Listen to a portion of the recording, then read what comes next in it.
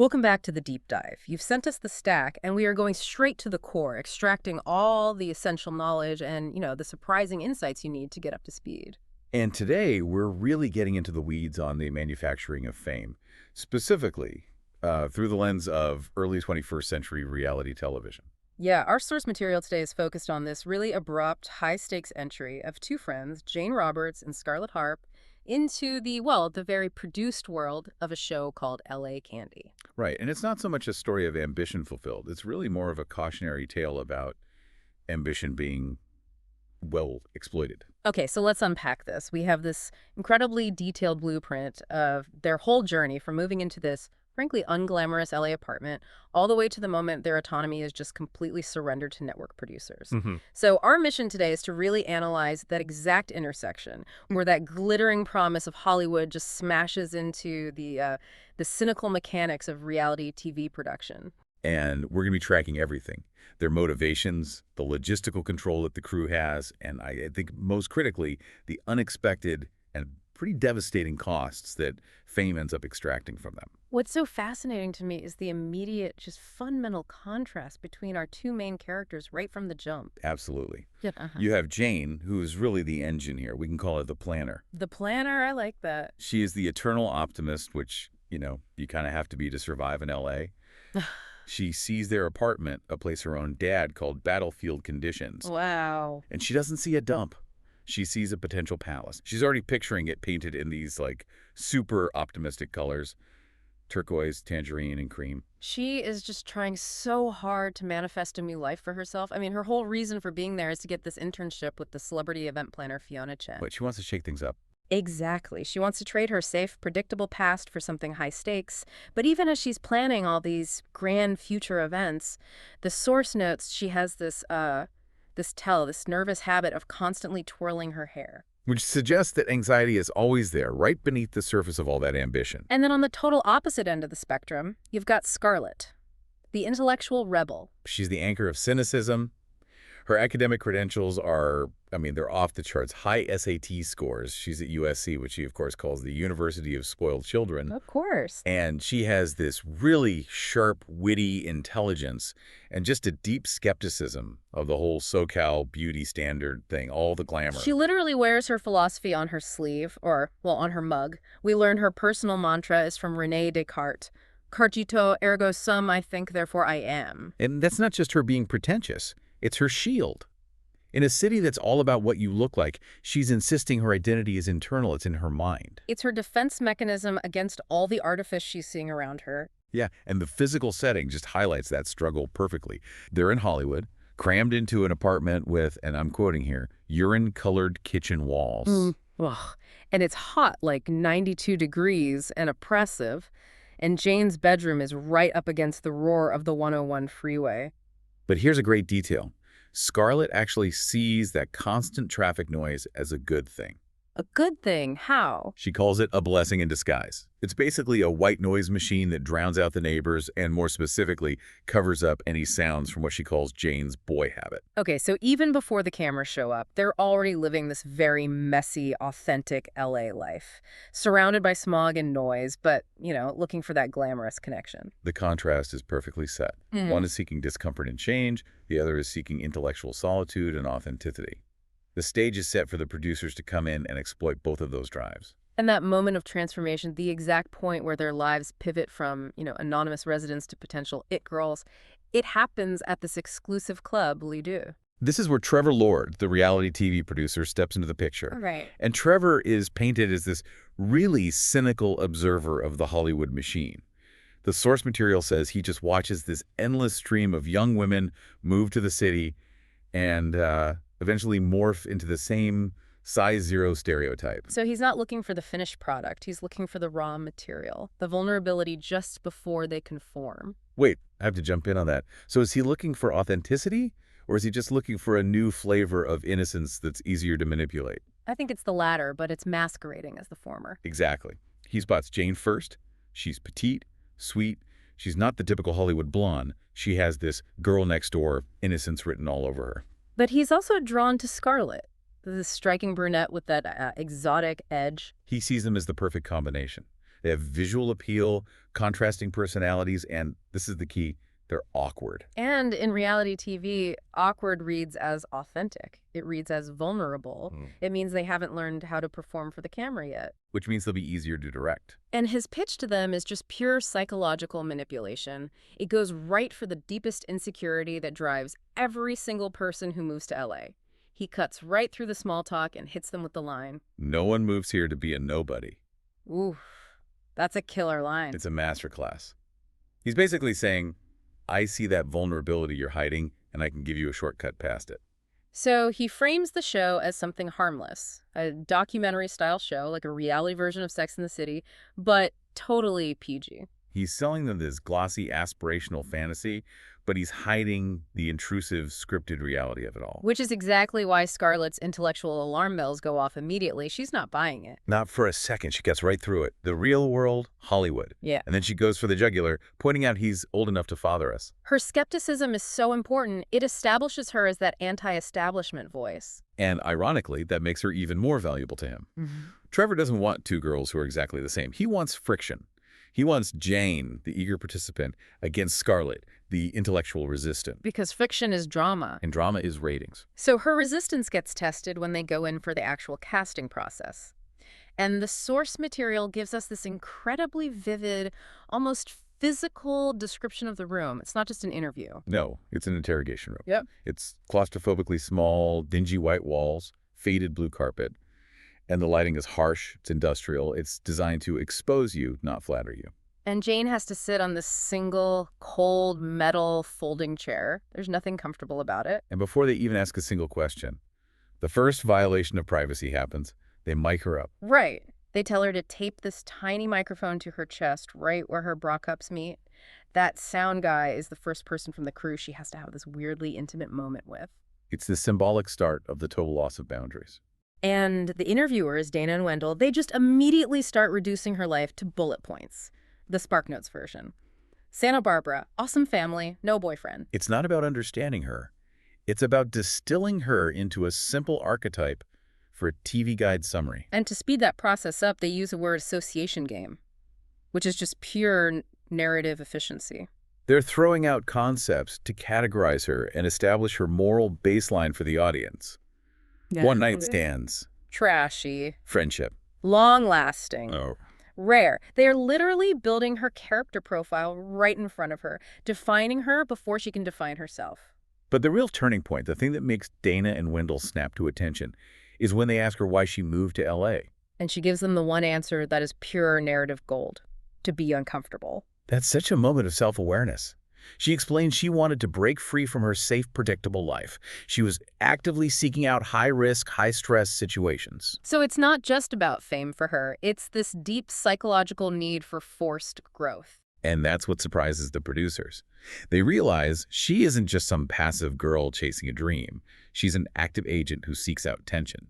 And that willingness to be uncomfortable means she's going to constantly throw herself into situations that create drama. They've just found the core engine for their star.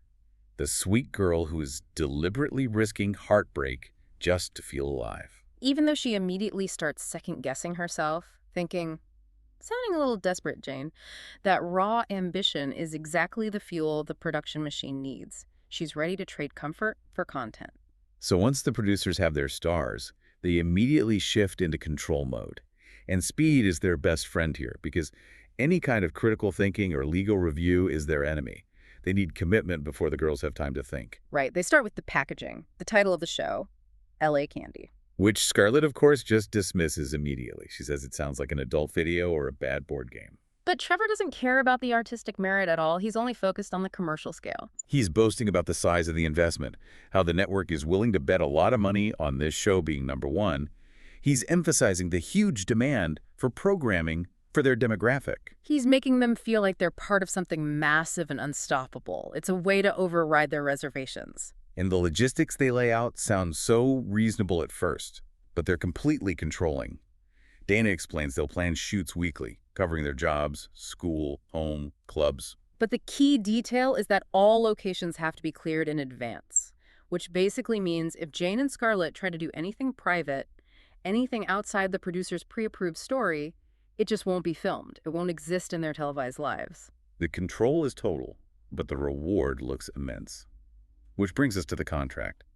It arrives by messenger, this dense, thick document designed to be intimidating. And Scarlett finds the compensation line, a $2,000 episodic fee. And you have to put yourself in Jane's shoes. She's scraping by on minimum wage. So $20,000 for the first 10 episodes. The source says she saw it as unimaginable wealth. That is a huge financial hook. It's probably the biggest thing that overrides any of their intellectual objections. Well, this is where it gets into legal manipulation. Jane's dad is a lawyer, and he insisted she review the contract with him. The producers absolutely cannot risk a lawyer picking apart their control mechanisms. So before the real contract can even be sent off for review, they pull a legal sleight of hand, the day release. Right. At the very first night shoot, back at Les Deux, Dana comes up to them with this whole fake apology, saying the full contracts aren't finalized yet. But since they're filming tonight, they just need them to sign these little day releases. And Scarlett, who's already annoyed by everything, just waves it off with a whatever. And that whatever is exactly what the producers were counting on.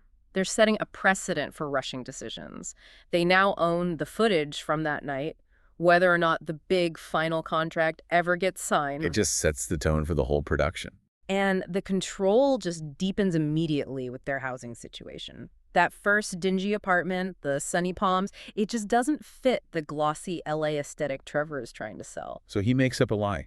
He tells them the owner refused clearance because of privacy concerns. When the real reason is the urine-colored walls just don't look good on camera. They need high gloss. So the production immediately moves them into this amazing apartment.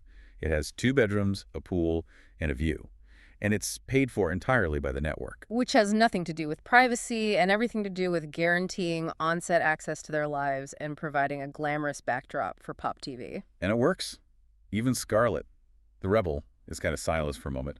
Lying on the cream carpet of their gorgeous new place, she admits to Jane, it was charming, a charming piece of crap. The bribe of luxury just bought their immediate compliance. And now that they're locked in, we get our first real look at the logistics of filming. And it's important to see that the glamour machine runs on some very unglamorous fuel. The crew shows up in 2 boring soccer mom minivans. One of them is even marked Enterprise, a rental car. And the crew are all dressed in anonymous black clothes, unloading all this gear. It really demystifies the whole thing. Even the miking process is still incredibly intrusive. The sound guy has to check Jane's outfit, which is this combination of a non-bra and a bathing suit bottom, to make sure it can support the mic pack. It's this forced, awkward intimacy with a total stranger about her underwear. Which is what prompts Scarlett's perfect, dry line that sums up the whole transactional nature of reality TV. Shit, buy the girl a drink first. It's a moment of humor, but it highlights that all the boundaries are just gone. And it's while they're getting mic'd that they meet the rest of the cast. Madison, the polished socialite who wears too much perfume, and Gabby, who's kind of flaky and less focused. And Jane, the optimist, immediately tries to connect with them. She's eager to make friends and embrace this new life. But Scarlett, true to form, is already judging. She clocks the WTF is your problem. Look, Madison gives her, and she sees the future friction right away. And Jane has to secretly step on Scarlett's foot under the table, this little private moment in a public performance, just to stop her from saying something rude. She already knows they have to play along. The narrative is in motion. You have Jane, the eager participant trying to make the reality work, and Scarlett, the intellectual resistant who's about to find out her opposition, is exactly what the producers want. Right, so with the contract signed and the cast set, the production really shifts from just documenting their lives to actively shaping them. They start bending reality to fit these, filmable narrative arcs. And Jane's job at Fiona Chen Events is the perfect example of how the cameras become a form of professional leverage. At first, her job is just pure, grueling intern labor. I mean, the source material describes it in such vivid detail. It's not just getting coffee. It's getting Fiona's absurdly specific coffee order, half calf, with a level teaspoon of raw organic honey. She's dealing with Fiona's cold Arctic smile and solving these ridiculous problems, like finding 1,000 robins, egg blue balloons, or replacing dreadful calla lilies. It's the kind of chaotic, stressful, minimum wage job that's designed to break you. But the second Fiona realizes that the TV crew following Jane around is an asset, everything changes. She sees the pop TV crew and just sees free publicity, a way to get bigger clients. And she immediately promotes Jane to a higher plane of responsibility, co-planning this huge $250,000 New Year's Eve party for Anna Payne. That's the first real payoff of having the cameras there. Jane's career just gets fast-tracked way beyond what her actual experience would justify. She's not succeeding just because she's competent. She's succeeding because she comes with an accessory, the crew. The show is already warping her entire professional life. And then you contrast that with what happens to Scarlett. Her intellectual life, the one thing she really values, is subjected to this just total humiliating invasion. The crew follows her to USC into her 20th Century American Playwrights seminar with Professor Cahill. And they completely transform the classroom. They set up these intrusive stage lights. The whole vibe of the academic space is just ruined. And the other students are visibly annoyed. They start moving their seats away from her, and she basically becomes a social pariah within days of filming starting. Her sanctuary is gone. And the micromanagement is just so insidious. While she's trying to have this complex academic discussion, she gets a text from Dana, the producer. And the text says, "Tilt down your comp screen. It's blocking your face." Wow. The need for the perfect shot completely trumps her actual education. That's where the intellectual rebel finally hits her breaking point. And her response is a form of rebellion. When the professor asks about who's afraid of Virginia Woolf, she lashes out with her wit, sarcastically saying Edward Albee was just saying that marriage basically sucks. Her frustration just boils over until she physically rejects the whole thing. She pulls off her mic, tears off the pack, and just realizes the show is a massive pain in the ass that's compromising her authenticity. It's her last-ditch effort to draw a boundary, but of course the producers will just edit around it later. And speaking of editing, that brings us to the most manipulative tool they have, the voiceover session. If they can control what we see, they can definitely control what we hear. Jane is called into this dimly lit sound studio all by herself to record VOs. And this is where the truth gets engineered. They hand her a script to narrate the show, but it feels confusing and unnatural to her.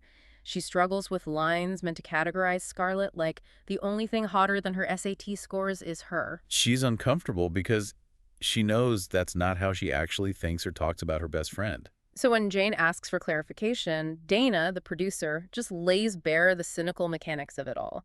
Dana says they need to explain things for the viewer, especially since Scarlett is, and I quote, not exactly the brightest crayon in the box. Which is just a bald-faced lie. It's a complete fabrication to justify twisting Scarlett's intellectual skepticism into a simple character flaw. By making Jane say it, they maintain the narrative that Jane is our trustworthy narrator, even when she's lying about her friend.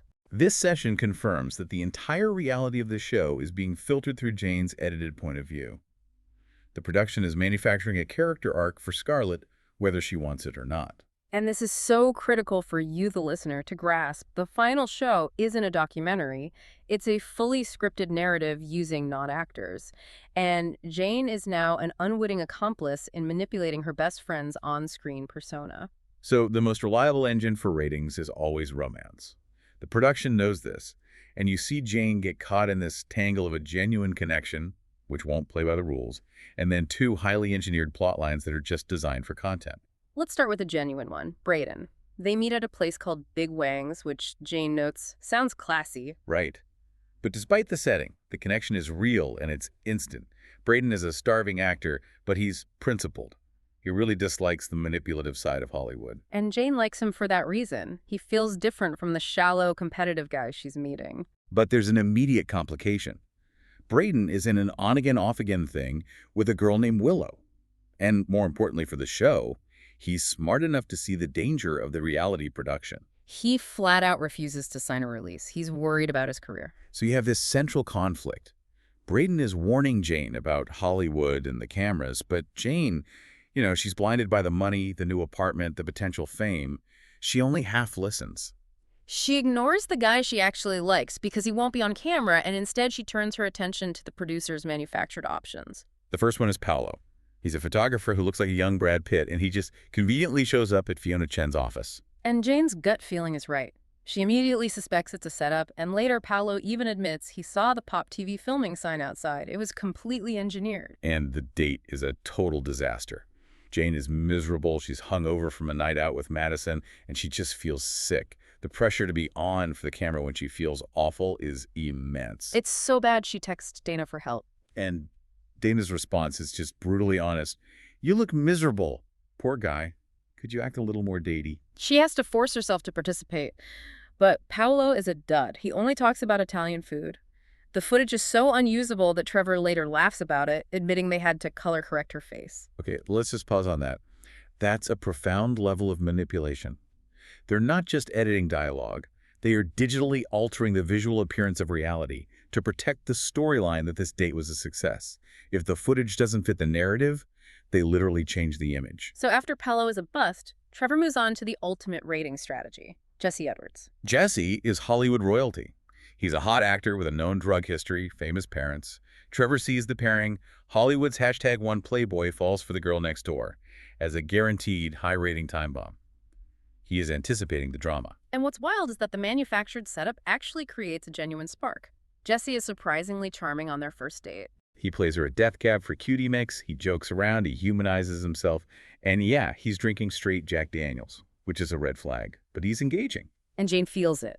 She has this real deep, goosebumpy silence right before their first kiss. It's real chemistry caught on film, even though the setup was totally fake. So the genuine, principled guy, Braden, refused the cameras. So she ends up finding an authentic connection with the famous, risky guy, Jesse, who embraced them. And that moment of genuine connection validates Trevor's entire strategy. He sees the footage and he's ecstatic. He sees Jane's sweet, wonderful, infatuated look that no amount of editing could fake. And he immediately sends the footage off to be edited, already planning the music. Elliott Smith's Say Yes to maximize the emotion for the viewer. He knows this isn't just a love story, it's a dramatic device, and he's just waiting for it to explode. The success of the premiere is really the final irreversible step for Jane. The show is #1 for women and men, 1834. She is officially Hollywood's newest it girl. The success party is electric, but that feeling is shattered as soon as they watch the actual footage. The moment of truth comes when they see the edited cut of their first night out. They see themselves making a drunken exit from Madison's party with two guys. And then the screen cuts to a bird's eye view of LA. The implication is that they went home with those men, which they specifically did not do. And Scarlett, who's still focused on the truth, demands to know why they made it look like stuff happened that didn't happen. Trevor's response is so revealing because he shows no remorse. He just smiles. He confirms the manipulation without admitting anything. The lesson is clear.